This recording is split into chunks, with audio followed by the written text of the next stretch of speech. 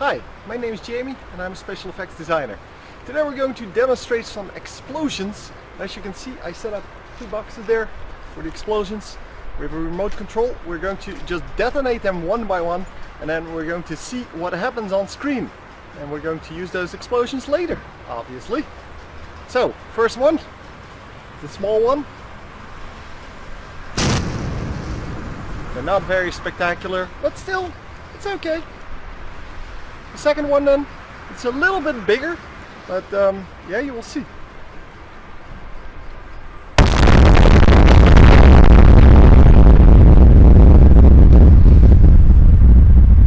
Okay, let's see how the shot is made, because obviously that wasn't real. Yeah, this shot is a lot more complex than most of the things I've shown you so far.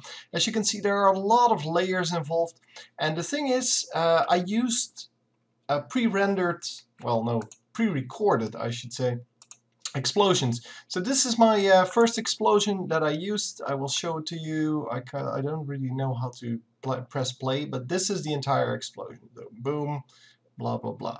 So the thing is, you have to keep track of what you want to show and what you don't want to show. So this part you don't want to show, so you have to mask that off. Make sure that it's not visible, and the rest of course is pretty nice, especially the fire on the end, because it's very useful to have fire after an explosion, because it well, you can use it to mask things like that. Second explosion then, the car bomb. That's actually the big one. I actually have three explosions. So this is the explosion. It is pretty big. It is, well, screen filling mostly. So you have to scale it down a little bit if you want to use it on a car in the background like I did. And otherwise it is kind of perfectly done. The thing is, this is on a black background. So if you alpha channel it, a lot of the things that you can see in the explosion that are black, so the black stuff here, will also get keyed out, and that is a problem. Then the second problem is there's an actual car in this one. That is not very good for what you're trying to make, because as you can see, the car is still visible and it's upside down, and well, it's not my car, so it's very inconvenient for me. Anyway, the rest is just a bunch of flames and blah blah blah. So, other things we used then, this is the small explosion in the beginning. It is only a small explosion in reality as well. Hang on, why is it not playing? I don't know. Anyway, it is a very small explosion. I can show it in the thing here, I guess. Oh, maybe it works here?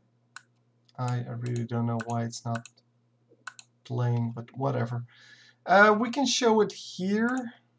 If I can find it, charge 3. Nope, it doesn't want to play. Anyway, it's the small explosion that we saw in the beginning. And it's not really that much. The thing is, of course, it is also recorded on a black background, which means that, yeah, so it's this one. Come on, there it is. This is basically it. And yeah, it's on a black background, so once again you have the transparency you have to resolve, and there is no smoke. In any of these shots or explosions there is no smoke, so all of the smoke is added later. In this case, so for the small explosion, I used 3 types of ground smoke, as you can see, one to the front, one to the well, back left, one to the back right. And I used a wisp of smoke going up with the flame to kind of counteract the transparency that's in there. So the wisp is actually going to stay around a little bit longer. The other ones get, well, keyed out. Well, no, the opacity basically becomes less and less and less the more time goes by, which in reality is the way it goes. Anyway, that's a very easy one. The second one is a much bigger explosion. And outside of my awesome acting, of course, being surprised and all. So the thing you have to keep in mind is that the big explosion itself, that's this one. And that's really not the problem. So that's the big explosion. The thing is, the big explosion still needs to be, well, just changed in a whole lot of ways. First of all, I put the other explosion behind it because it was way too transparent, and well, it gives you that nice little thing in the foreground, or well, in the top left.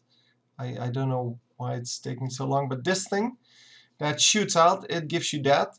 Which was really nice because I actually thought that added some depth to the explosion. It appears there's more happening than there is actually happening in the original explosion.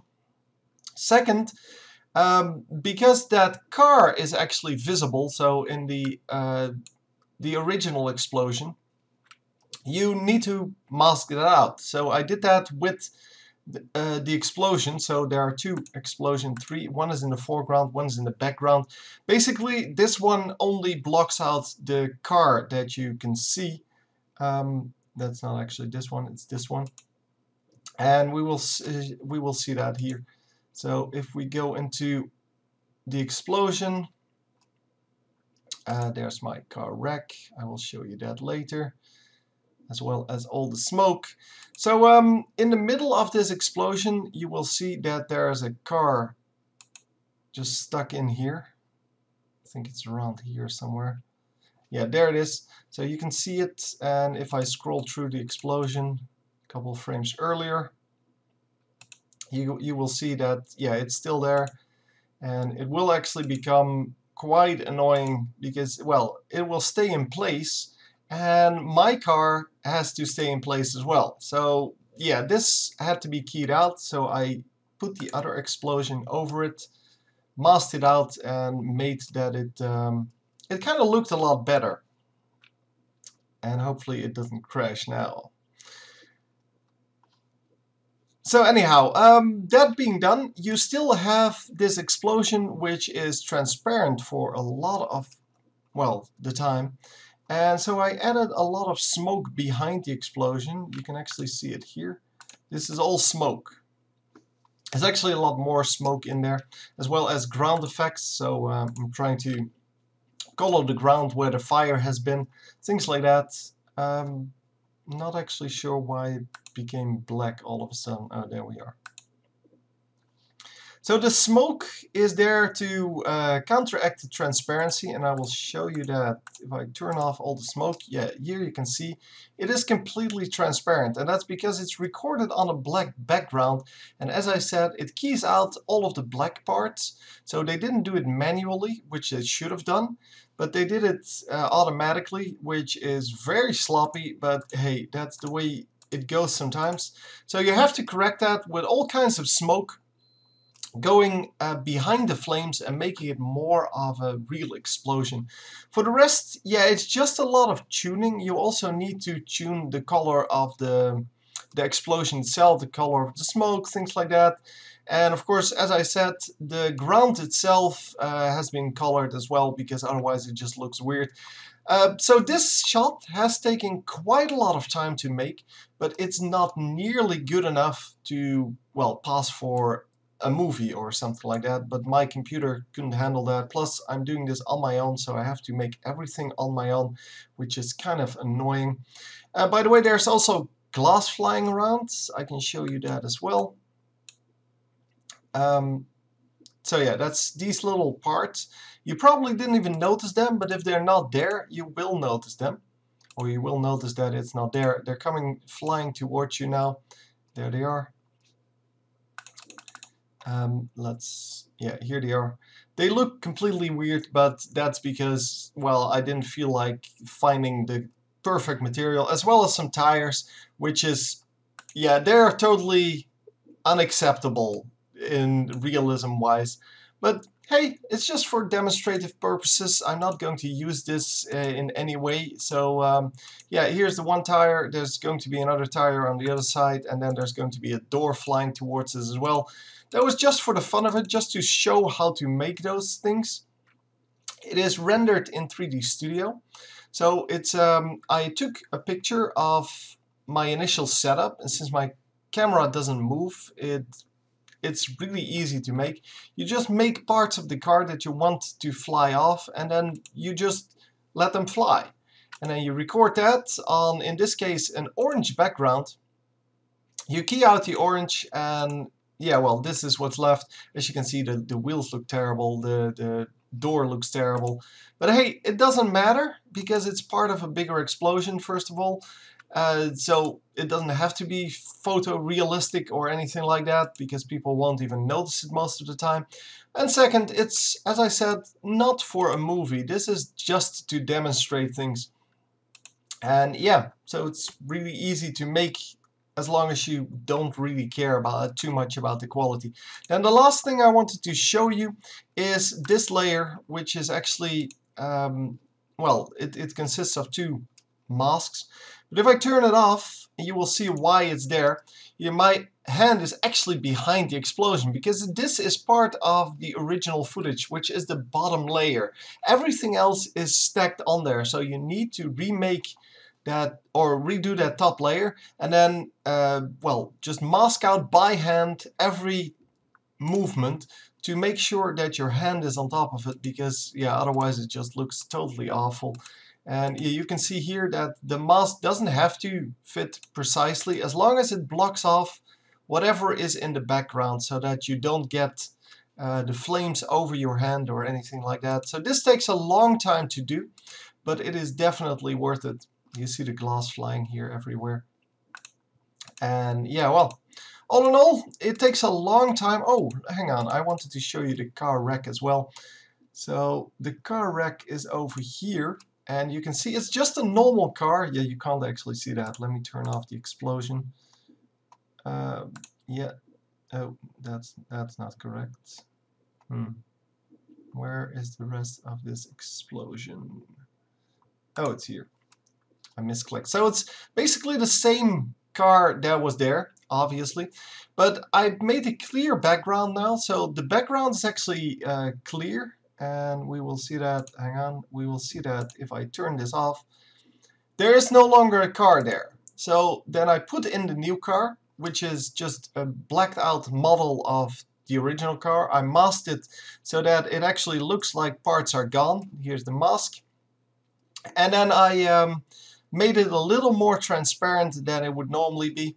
This is also filler smoke, by the way. All of this is filler smoke, just to make the explosion more believable.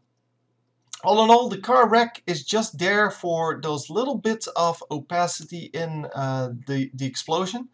And you want to make sure that you can actually see it at some point.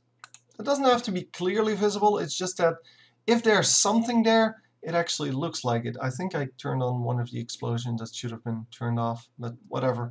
Also, the explosion itself, during the explosion I made the car, yeah, I remade the car, so this is on a clear background once again, so the car is not actually on the background anymore. It doesn't matter in this case, but I'm going to let the explosion take over the car bit by bit. So we're starting off, well, beneath the car, as well as in the front.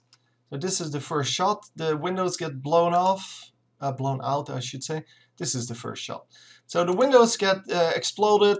Yeah, the front end of the car catches fire, and then it just spreads. The back end catches fire, and then it just engulfs the car in a few frames. You won't even see it, but if it's not there, you will notice that it just doesn't look right. If the car disappears in one frame, it just looks weird. So yeah, you can do it a lot better, obviously, but it is kind of one of those things that you have to take care of. And all in all, I think it was a good explosion. It's at least enjoyable to make.